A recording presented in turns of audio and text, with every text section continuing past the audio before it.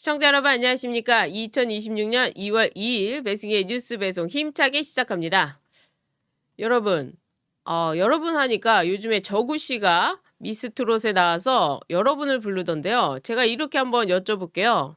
이재명이 만약 감옥 갈 때면 누가 나와서 환영을 할까? 저요! 네, 제가 제일 먼저 나가서 환영할 것 같습니다. 여러분도 제일 먼저 나오실 거죠? 이 사람들이 왜 감옥에 가게 되느냐? 그것은요, 역사가 증명해주고 있죠. 노무현, 문재인, 이재명. 이 세 사람의 공통점은 무엇일까요? 이 세 사람은요, 바로 공과 사를 구분하지 못하고 권력을 사적으로 이용한다는 것입니다. 노무현 때는 어땠습니까? 아, 내가 했다. 아내가 했다. 아내가 받았다. 그리고 아들과 딸 유학비용. 그거 누가 대줬습니까? 또 문재인 때는 어떻죠? 김정수, 옷과 브로치, 팔찌, 액세서리 그거 다 누구 돈으로 한 겁니까? 그리고 김정숙은요. 영빈관에 누구를 모였습니까?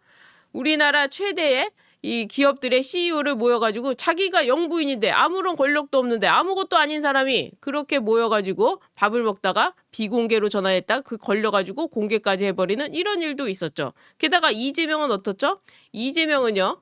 성남시장 때부터 경기도지사까지 김혜경이 사실상 법인카드도 이용하고 그거와 관련해서 대선 준비도 하고 그렇게 공적인 것을 사적으로 이용했던 거 이 세 사람의 공통점이 아닙니까? 그래서 문재인 때 어떤 일을 했죠? 바로 수사를 받지 않기 위해서 검경 수사권 조정이란 이름으로 검찰 개혁을 통해서 경찰한테 사실상 수사권을 넘겨주고 검찰의 수사를 막았습니다. 그 결과가 지금 어떻습니까? 문재인과 김정숙 지금 뻔뻔하게 저렇게 양산에서 살고 있지 않습니까? 자, 이 사람들 그러니까 좌파들의 특징은요.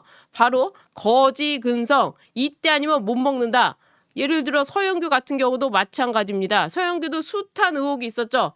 딸의 인턴 그리고 그 인턴으로 해가지고 로스쿨을 갔네만에 친오빠 친동생 다 어디 취업을 했네만에 게다가 인턴으로 딸을 해놓고 그 돈을 받아가지고 다시 자기 정치 자금으로 쓰네만에 이런 것들이 다 나무 위키에 나와 있지 않습니까? 이렇게 좌파들은요. 강선우도 마찬가지죠.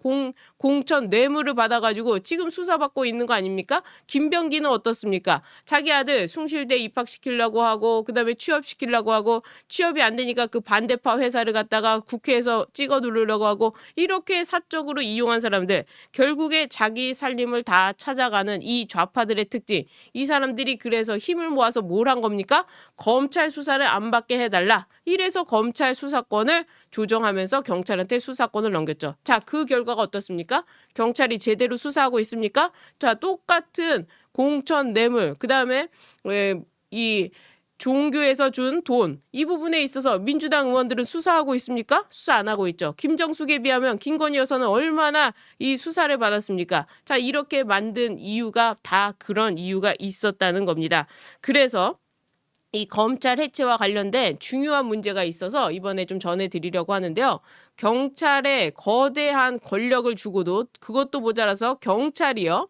정보관이라고 불렸던 사람들, 이 사람들까지 부활시킨다고 하는데 이 경찰의 수사권 조정이 얼마나 큰 우리 생활에 영향을 미치는지 이와 관련해서 우리가 어떻게 싸워야 하는지 그 소식을 전해드리면서 이재명은 반드시 감옥 가게 되어 있다. 왜냐?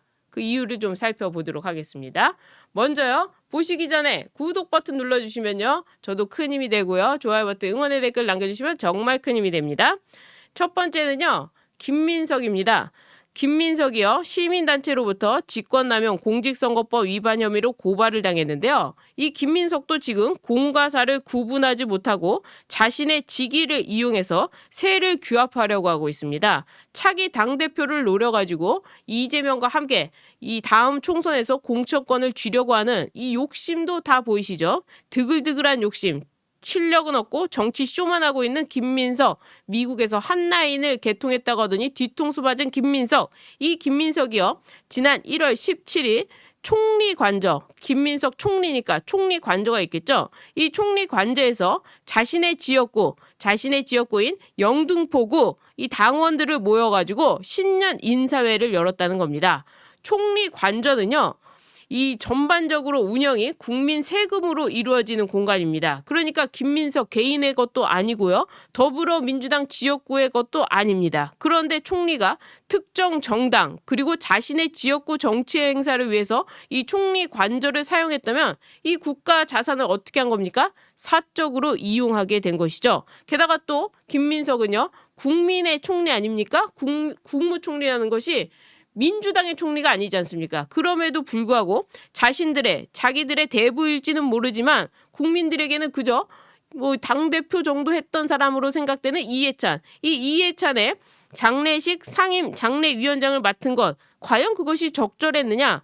내각을 총괄하는 국무총리가 그렇게 여유로운 것인가? 이런 질문을 하지 않을 수가 없다는 겁니다. 이런 김민석도 공과 사를 구분하지 못하고 자신의 지역구에서 아내가 빵집을 하고 교회와 이렇게 그 앞에서 교회에서 빵도 사주고 뭐도 해주고 이것들이 다 공과 사를 구분 못하는 좌파들의 특징. 이때 아니면 못 먹는다 해먹는 거지 근성에 빠져 있는 겁니다. 자, 이렇게 거지 근성에 빠져 있다 보니까 국회에서 권력을 잃고 나면 대통령 자리에서 내려오고 나면 어떻게 되죠? 검찰 수사가 남아있죠. 이 검찰 수사를 없애기 위해 검경 수사권 조정까지 해가지고 경찰한테 수사권을 다 갖다 줬는데 이 경찰한테요. 심지어 정보 경찰까지 부활시킨다고 합니다. 사실은 윤석열 정부 시절에 이 정보 경찰을 폐지했었습니다. 왜냐? 이 정보 경찰이 모여가지고 국내 정치에 이 영향을 주기 때문에 이 정보 경찰이 어느 정보를 어떻게 모으는지 그래서 뒷조사를 해가지고 이 사적인 관심사까지 모여가지고 그것을 정치적으로 이용하는 거. 뭐 예를 들어 뭐 남자 의원이라고 한다면 뒤따라가가지고 어디 술집에서 술을 먹었네, 어디 뭐 여성과 무슨 일을 했네 이런 거를 정보 경찰이 뒤를 캐가지고 이것을 반대편에 줘서 그걸로 정치 공격을 하는 겁니다. 바로 그런 역할을 했던 게 정보 경찰인데 자 이런 정보 경찰을 윤석열 정부 때 없앴습니다. 정말 잘한 일이죠. 그런데 이것을 이재명 때 다시 부활시킨다고 합니다. 이름은 협력관으로 변경을 하는데 정보관이다 협력관이다. 협력을 어디다 하겠다는 겁니까? 결국에 민주당에다 하겠다는 거죠. 민주당 협력관을 만든다는 겁니다. 인력이 무려 1,400여 명입니다. 경찰에 1,400여 명을 갖다가 국회에 투입해 보십시오. 전부 국민의힘 따라다니면서 어떻게 하겠습니까? 이런 식으로 지금 경찰을 좌지우지하고 있는데 이렇게 경찰이 1차 수사권과 수사 종결권을 갖게 됐고 또 국가수사본부 출범 후 수사 범위와 그 영향력이 정말 예전과 비교할 수 없을 정도로 확대가 됐는데 여기에다가 이 경찰의 정말 핵심인 정보과까지 다시 한다고 하면 경찰이 이제 누구한테 줄을 설까요? 바로 정권에 줄을 설 수밖에 없는 거죠. 정권에 줄을 설 수밖에 없는 이 경찰이 이번에 어떻게 했느냐? 참 과관입니다. 앞서서 설명드렸던 노무현, 문재인, 이재명 이 문재인에 대한 수사 지금도 뇌물죄로 재판을 받고 있는 문재인 물론 안타깝습니다. 윤석열 정부 때 도대체 왜 문재인에 대해서 수사 제대로 못하고 김정숙에 대해 수사 제대로 못했느냐? 그 원인을 보니까 한동훈이 거기 법무부 장관의 또아리를 틀고 앉아가지고 제대로 수사도 안 했던 거 아닙니까? 자, 그런데 이 검경 수사권 조정으로 인해서 경찰의 수사가 굉장히 이 100% 사실상 수사 종결권을 갖고 있기 때문에 검찰은 힘을 쓸 수가 없는데 자 경찰이 어떻게 했느냐 김정숙 옷값 특활비 의혹에 대해서도 무혐의를 내렸습니다. 이게 처음에는요 작년 7월에 서울경찰청 반부패 수사대가 이 김정숙에 대해서 문재인 때 청와대 특활비를 가지고 옷값 그러니까 사적으로 사용한 거 아니냐 이런 의혹이 제기돼서 고발이 있었고요. 그와 관련해서 서울경찰청이 수사를 했는데 그때 작년 7월에 무혐의 처분을 내렸습니다. 그래서 서울중앙지검에서 이게 무슨 소리냐. 최소한 김정숙을 불러다가 좀 이야기도 들어보고 그런 다음에 이 수사에 대해서 결론을 내려야지 김정숙 불러보지도 않고 어떻게 무혐의를 내리느냐 해서 검찰이 경찰한테 재수사를 요청한 겁니다. 그래서 경찰이 재수사를 시작을 했는데요. 재수사를 하면서 이 김 여사에 대한 관봉권, 그러니까 옷을 구매한 거 압수수색을 벌여가지고 관봉권으로 최소 1,200만 원을 결제한 사실과 관봉권으로 300벌이 넘는 의상을 구매했다는 정황도 파악을 했습니다. 자, 그런데도 불구하고 경찰이 이 재수사를 하면서도 단 한 차례도 김정숙을 부르지 않은 겁니다. 관봉권 그 띠지 갖고 얼마나 지금 뭐 다시 재수사를 하네, 상설특검까지 만들어서 이재명 정부 난리치고 있지 않습니까? 그런데 그 관봉권으로 최소 1,200만 원을 옷값으로 김정숙이 결제한 사실, 최소 300벌 이상을 구매한 사실, 이것을 파악해 놓고도 경찰이요 김정숙을 부르지 않고 무혐의 처분을 한 겁니다. 민주기 특검이 김건희 여사 먼지털이식 한 거랑은 완전히 다르죠. 그래서 여기서 검찰이요 마지막으로 소위 말해서 진짜 마지막 발악을 하는 거죠. 이건 안 된다 하면서 검찰이 이 사건을 우리한테 송치해라, 검찰한테 송치해라, 검찰이 수사를 하겠다. 마지막 남은 사명감 있는 검찰들이 지금 이렇게 마지막으로 얘기를 하고 있는 겁니다. 그래서 이 사건에 대해서 경찰이 갖고 있는 수사 기록을 우리한테 갖고 와라. 검찰이 다시 한번 들여다보고 그리고 김정숙도 부르겠다. 지금 이렇게 하고 있는 겁니다. 자, 이렇게 검경 수사권 조정으로 인해서 경찰한테 가니까 수사가 유야무야해졌죠. 자, 반면에 이 정권에 대한 수사는 어떻게 되느냐? 정권에 대한 수사는요, 경찰이 일반적인 명예훼손 혐의 사건에 대해서도 경찰서 수사과에서 담당할 것을 일부러 특별히 상급 기관으로 넘겨서 특별공안수사부에 배당을 해가지고 더 엄격하게 수사를 합니다. 바로 김현지에 대한 명예훼손 사건인데요. 이 이기인 개혁신당 사무총장이 성남시민 모인 2004년 3월 25일 당시 변호사였던 이재명과 함께 성남시 의회에 김현지가 난입해서 소리 지르는 영상을 공개한 적이 있는데, 이 사건을 다른 사람들, 친명 조직이 명예훼손으로 고발을 했습니다. 그런데 경찰이요 일반 수사과에서 수사할 것을 서울 반부패 경기 남부경찰청 반부패 경제범죄수사대로 이첩을 한 겁니다. 그러니까 상급기관으로 이첩을 해가지고 지금 이재명과 김현지에 대해서 무슨 얘기만 나왔다 하면 이렇게 수사를 더 압박하고 강압적으로 수사를 하고 있는 겁니다. 그러니까 정권 차원의 하명 수사에 지시가 있는 거 아니냐 할 정도로 이상하게 돌아가고 있다는 거죠. 저도 마찬가지입니다. 경찰이 정권 누치를 보니까요. 제 사건, 이 정보통신망으로 인한 허위 명예훼손, 허위사실 유포 뭐 얘기를 하고 있는데, 그 사건 일반적으로 수사과에서 하면 되는데 이것을 서울경찰청 금융범죄수사대에다가 해가지고 금융범죄수사대가 저를 수사하게 됐습니다. 그러나 저는 당당합니다. 왜? 김현지와 이재명에 대해서 이런 사건이 있었고 그 사건의 결과가 아니라고까지 제가 다 말씀드리지 않았습니까? 그리고 누구나 추측의 가능성, 김현지와 이재명 관계에서 무슨 관계가 있지 않을까, 이런 거는 허위 사실관계가 아니라 생각의 평론의 영역이기 때문입니다. 그래서 저는 목숨 걸고 지금 여러분들께 방송을 해드리고 있는 겁니다. 경찰이 이렇게 무섭게 하는 겁니다. 경찰이요 정권의 하명을 받아가지고 반대파에 있는 사람들을 숙청하려고 이렇게 압박을 하고 또 압수수색을 하고 구속을 하고 별의별 시도를 다 하고 있으면서 문재인 김정숙에 대해서는 김정숙을 부르지도 않고 그냥 무혐의 처분을 하고 있는 겁니다. 이렇게 어려운 상황입니다. 제가 이렇게 어렵고 힘들고 정말 무시무시한 정권에서 이재명이 하루라도 빨리 내려가길 바라면서 여러분들께 방송을 해드리고 있으니까요. 여러분들 저 좀 많이 도와주시고요. 어쨌거나 자, 이렇게 경찰이 논리로 어떤 법리로 수사하는 것이 아니라 정권 차원에서 정권 입맛에 맞게 지금 수사를 하고 있는데, 자 이렇게 수사를 하면 그러면 우리가 검찰에 가가지고 검찰에서 한번 조사를 받아야 되는데 검찰을 없앴죠. 그리고 법원에 가면 어떻게 돼 있습니까? 좌파 판사들이 드글드글하죠. 그러니까 좌파 판사들이 또 이렇게 이 형량에 대해서 아주 엄하게 내립니다. 자, 이게 어느 나라에서 보던 겁니까? 바로 베네수엘라에서 보던 거죠. 바로 마두로가 하던 거죠. 대법원을 장악하고 경찰을 장악하고 그리고 코스피 올리고 자신의 주가 올리고 인플레이션 올리고 지금 하는 게 똑같지 않습니까? 그래서 어떻게 됐죠? 마두로는 잡혀갔죠. 베네수엘라 마두로 잡혀갔죠. 자, 우리나라 이두로, 이재명, 찌재명, 이두로는 어떻게 될까요?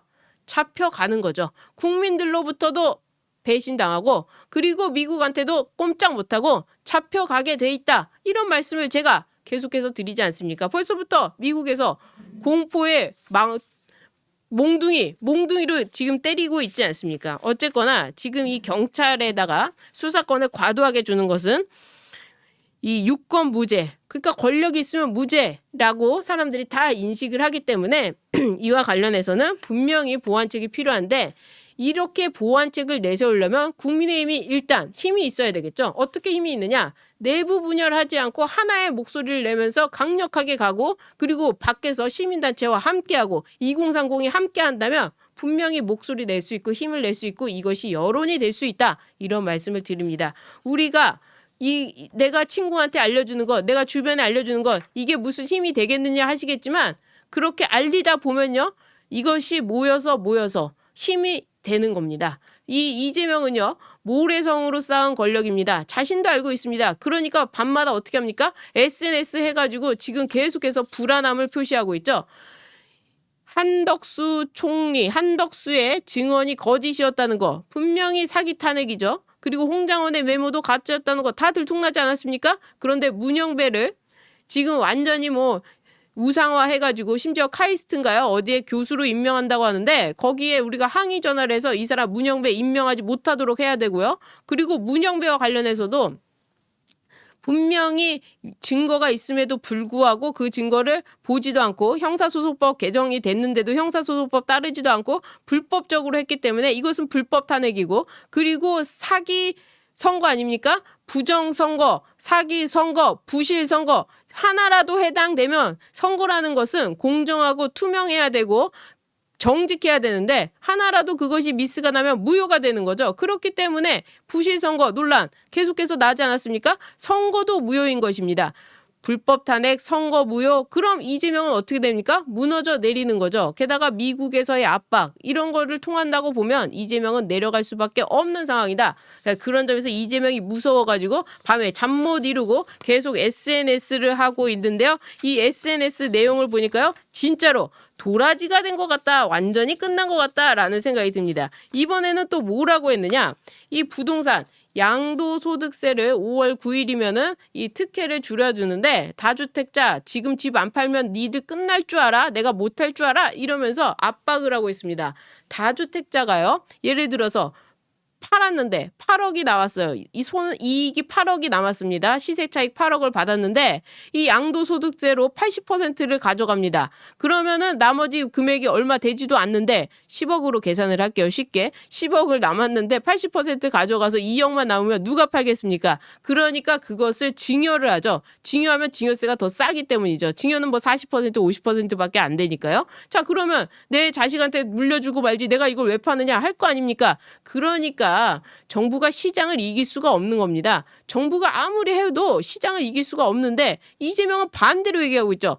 시장을 이기는 정부가 어쨌거나요, 정부가 시장을 이긴다 이런 얘기인데, 그것은 여배우가 이기는 거 아니냐 이런 얘기까지 나오고 있는데, 어쨌거나 이재명이 이런 식으로 계속해서 개입을 하고 있으면서 연일 SNS를 밤에만 하고 있습니다. 심지어는요, 이런 얘기까지 했어요. 망국적 부동산 투기 옹호, 시대착오적 종북몰이도 그만하자, 이렇게 얘기를 했습니다. 망국적 부동산 투기 옹호, 시대착오적 종북몰이도 이제 그만하자, 이렇게 이야기를 했는데요. 망국적 부동산 투기 옹호, 시대착오적 종북몰이, 이것은 너는 투기 편이다. 그러니까 자신이 한 이 부동산 정책에 대해서 반대하는 사람들은 투기 세력이다. 아니, 야당과 언론의 비판에는요, 공급 방식, 규제 강도, 세제 부작용, 시장 심리, 이런 쟁점들이 다 섞여 있습니다. 10억을 남겨서 팔았는데 8억을 양도세로 가져가면 누가 팔겠습니까? 이런 얘기를 할 수 있는데, 이것을 너 그러면 투기 세력 옹호하는 거야, 너가 투기 세력이야, 이렇게 이야기하는 겁니다. 여러분, 이게 투기 세력입니까? 아니죠. 이것은 너무나도 규제가 강화됐기 때문에 당연히 드는 의문을 말하는 것인데, 이걸 투기 옹호 세력으로 낙인시키고요. 그리고 비판하면 투기 옹호가 되면서 거기다가 시대착오적 종북몰이라고 하면서 종북몰이라고 하는 이념 공세로 프레임을 전환시키는 겁니다. 이게 이재명이 야당, 성남시장이나 경기도지사나 민주당일 때, 야당일 때는 SNS를 통해서 시원한 사이다 발언이다 할 수 있겠지만 지금은 정책을 집행하는 대통령 아닙니까? 그렇기 때문에 정책이 국민들한테 어떻게 영향을 미치고 그런 것들을 소상히 살펴가지고 장차관들, 참모들과 함께 노력을 한 다음에 그 다음에 모든 것이 완벽하게 부작용까지 확인을 한 다음에 정책을 내세워야 되는데 지금 이재명은 아직도 자기가 야당 대표라고 생각을 하는 거죠. 그러니까 애초에 이재명은 대통령이 될 자격도 없었던 거고 대통령까지 가는 그 방식도 우리가 알 수 없는 식의 부정한 방법, 사기 방법, 누군가의 뒷배가 있었던 거 아니냐. 그래서 이재명은 자신의 권력이 유지되는데 그 뒷배를 믿어야 되는데 그 뒷배도 자기를 흔들면 어떡하지? 이런 생각을 하고 있는 거 아니냐. 그러니까 밤에 잠 못 자고 SNS나 하고 있는 거 아니냐. 오늘 아침 사설, 조간 사설에서요. 대통령 감정적 말이 아닌 정책과 결과로 해라. 이재명의 거침없는 SNS 소통 과유불급이다. 이러면서 이 SNS 소통에 대해서도 분명히 비판을 했습니다. 그럼에도 불구하고 자신이 잠 못 자고 있는 이런 이유는 이재명 본인도 스스로가 모래성으로 쌓아 올린 권력이라는 것을 알고 있기 때문이다. 이재명의 뒤에 누가 있었겠습니까? 개딸이 도대체 어디서 왔습니까? 국적 좀 표기하라고 해보세요. 이재명의 개딸. 그리고 이재명이 믿었던 사전투표 거기에는 누가 있을까요? 여러분들 이제는 합리적으로 생각하셔야 될 때가 되지 않았습니까? 사전투표를 없애고요. 그리고 모든 것을 수작업으로 하고요. 투표함을 투명한 투표 아크릴판으로 바꾸고요. 이것만 해도 민주당이 정권 잡는 일은 절대 없을 거라고 생각합니다. 이재명이 지금 받은 정권, 이 문영배까지 이어진 이 카르텔, 이재명이 대법원장한테도 그 50억 클럽이라고 하면서 돈을 줘가지고 이렇게 저렇게 했다라는 것도 다 지금 수사상에 들어가 있는데 뭐 문영배라고 못하겠습니까? 민주당 사람들 건너가지고 이 탄핵할 때 헌법재판관들한테 얼마나 많은 압박을 했을까 하는 생각이 듭니다. 자, 이렇게 이재명이 수사를 받을 일만 남았기 때문에 검경 수사권 조정에 있어서도 민주당이 계속해서 경찰한테 수사권을 넘겨주자는데 우리는 끝까지 반대 목소리를 내고요. 그리고 이재명이 잡아 들어가는 그날까지 우리는 힘차게 더 달려서 적토마처럼 막 달려가지고 말발굽으로 이재명을 밟는 이런 생각을 하면서 끝까지 싸워야 되지 않나 생각을 합니다. 저도 참 고운 말을 쓰고 싶은데 말이 사람을 밟는다 이런 얘기까지 해야 되는 이 이재명 정권이 너무나도 싫습니다. 하루라도 빨리 끝나길 바랍니다. 오늘 방송은 여기까지 하도록 하겠습니다. 나가시기 전에요. 구독 버튼 눌러주시고요. 좋아요 버튼, 응원의 댓글도 많이 남겨주시기 부탁드립니다. 시청해주신 여러분 고맙습니다.